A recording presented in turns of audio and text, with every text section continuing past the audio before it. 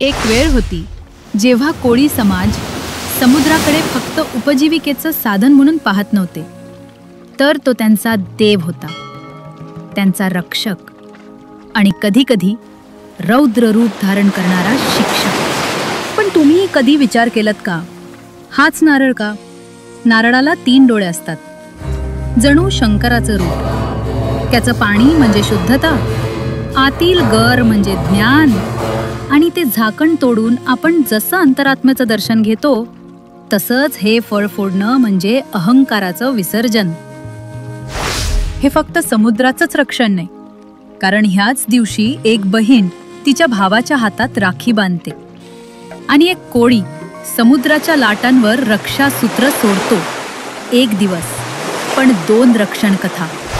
पूर्वी गावगावात या दिवशी विशेष पूजाही केली जाई, ज्यामध्ये समुद्र शांत राहो, वादळं टळोत अशी प्रार्थना केली जाई. जणू नारळ फेकणं नव्हे, तर समुद्राशी केलेला एक संवाद असतो. आम्ही तुझ्यावर विश्वास ठेवतो, तू आमचं रक्षण कर. आणि तुम्हाला सांगतो, हा दिवस कोळी समाजासाठी म्हणजे नववर्षाचा आरंभ. नवीन उत्साह, नवीन होडकी, नवीन स्वप्न. बायका पारंपरिक नृत्य करतात, पुरुष ढोल ताशांच्या गजरात समुद्रपूजन करतात आणि सारा किनारा भक्ती आणि संस्कृतीच्या लाटांनी गाजतो. नारळी पौर्णिमा म्हणजे केवळ नारळ फेकणं नव्हे, तर समुद्राशी एक नातं जपणं, आदराचं, श्रद्धेचं आणि परंपरेचं. तुमच्या घरात नारळ असतो का? पण त्या नारळामागची कथा कधी ऐकली होती का?